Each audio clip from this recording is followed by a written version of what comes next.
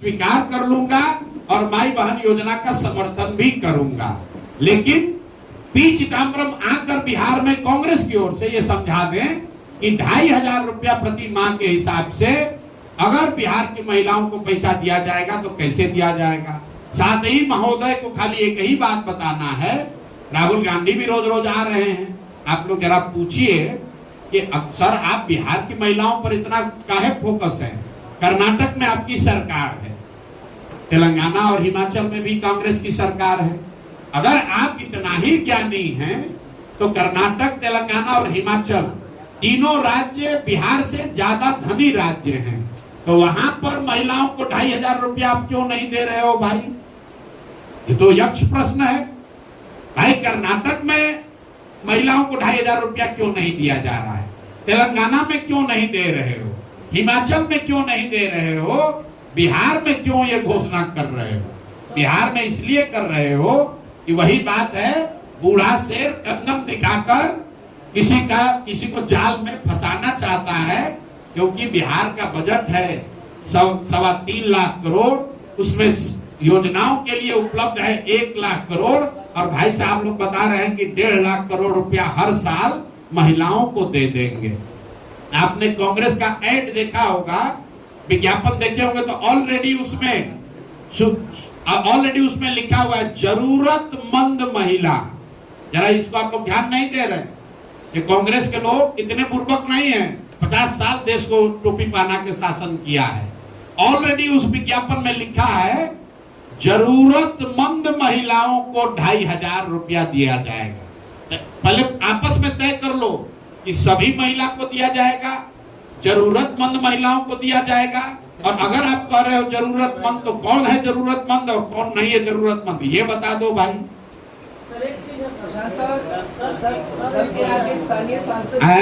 कल के यहाँ के स्थानीय सांसद जी ने आप पर एक लंबा लेख लिखा है। कौन? श्री संजय जायसवाल जी ने। अच्छा। और जिसमें उन्होंने आपको कहा है कि आप राजनीतिक व्यापारी हैं, और पहली बार आप पे पर्सनल अटैक करते हुए कहा है कि आप दिन भर अच्छी बात करते हैं और रात को उदय सिंह जी के साथ बैठकर शराब पीते हैं।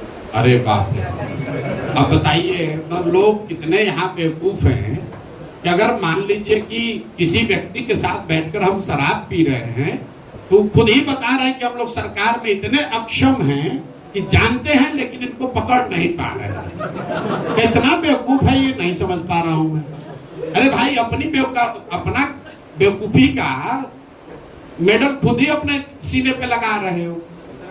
आप बताइए कि शराबबंदी है और संजय जायसवाल जी को तथाकथित तौर पर यह पता है कि हम शराब पी रहे हैं।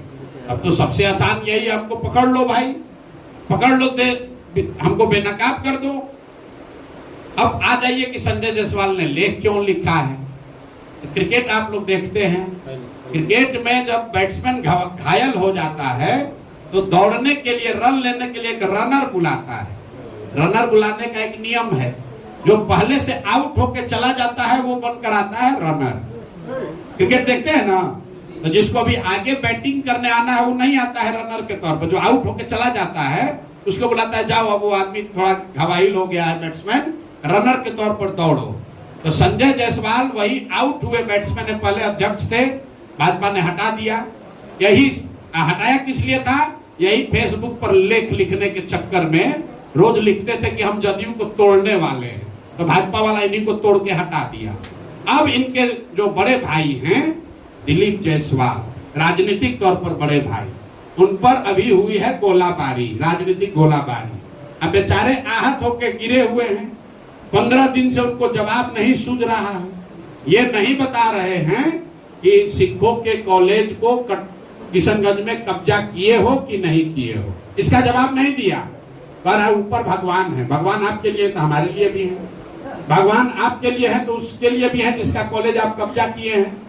तो इन लोगों ने अभी तक ये नहीं बताया कि दिलीप जायसवाल ने सिखों के कॉलेज को अवैध तौर पर कब्जा किया है कि नहीं किया है।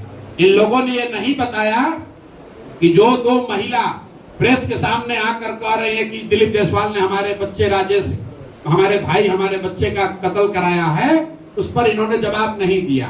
तो पीछे से ही रनर बनकर उतरे हैं दिलीप जायसवाल, संजय जायसवाल। तो भैया इनको क्रिकेट का नियम मालूम है कि जब बैट्समैन आउट होगा तो रनर को भी उसके साथ पवेलियन वापस जाना पड़ेगा। तो बेकार लपेटे में आ जाएंगे, ज्यादा उछलना नहीं चाहिए। फेसबुक पर लिखना जो है वो अपने नहीं लिखते होंगे, कोई अपने असिस्टेंट से लिखवाए होंगे। इतना उनको हिंदी का ज्ञान नहीं है कि उतना लिख पाए।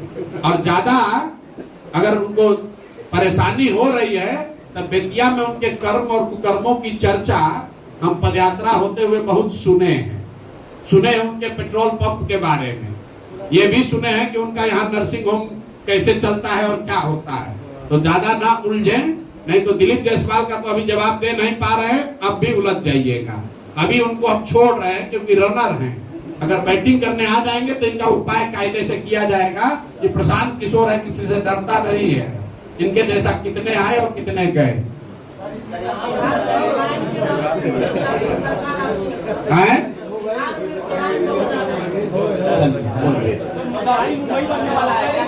हाँ, मुझे सुन लीजिए, ये अच्छा सवाल है। मोतिहारी मुंबई बनने वाला है। अब मोदी जी ने घोषणा की तो कैसे किया है, इसके पीछे आधार क्या है, जरा इसको ध्यान से सुनिए। मोतिहारी मुंबई बनेगा तो एम से मोतिहारी, एम से मुंबई। संथाल परगना सूरत बनेगा, एस से संथाल परगना, एस से सूरत। पटना पुणे बनेगा, पी से पटना, पी से पुणे। तो भैया तुकबंदी करने के लिए जो समझ में आया वही बोल दिया। मोतिहारी मुंबई बनेगा, पटना पुणे बनेगा, संथाल परगना सूरत बनेगा, एस से संथाल परगना, एस से सूरत, पी से पटना, पी से। तो किसी ने भाषण लिखने वाला कहा देखिए यही मिलान ठीक है, वरना पटना और पुणे का कोई लेना देना नहीं है।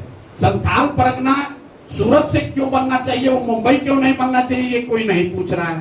भाई मोतिहारी मुंबई क्यों बनना चाहिए, दिल्ली जैसा क्यों नहीं बनना चाहिए, क्योटो और वाराणसी जैसा क्यों नहीं बनना चाहिए। तो यही तुकबंदी है, मोदी जी इसी के लिए जाने जाते हैं। तो एम से मोतिहारी, एम से मुंबई। अब जितने लोग हैं वो अब डी से ड्रीम अपना सपना देखते रहे, एस से सपना देखते रहे, अब मोदी जी को 2-4 बार और जिताते रहे। जैसे चीनी मिल चालू हो गया वैसे मुंबई बनने वाला है मोतिहारी, आप भी और हम भी जाएंगे। अब ये बताइए, मुंबई के किनारे तो सागर है, सब बात तो ठीक है, यही हम भी कल से सोच रहे हैं कि मोदी जी समुद्र भी ले आएंगे क्या मोतिहारी के पास। अरे भाई लोग कहता है मोदी है तो मुमकिन है, तो ये भी संभव है कि मोदी समुद्र उठा कर ले आए मोतिहारी के पास और हम लोग वहां पर बीच पर घूमेंगे, बड़ा बढ़िया लगेगा। भाई जल्दी कीजिए, हम लोग भी चाहते हैं, वो हो जाएगा तो हम भी भाजपा का वोटर बन के भाजपा को वोट देंगे। हम भी वो घर को खरीद के अपना मुंबई में ही बीच पर, आप लोग भी जमीन खरीद लीजिए मोतिहारी में, सब वही बीच फ्रंट पर बनेगा घर सबका। चलिए बहुत धन्यवाद।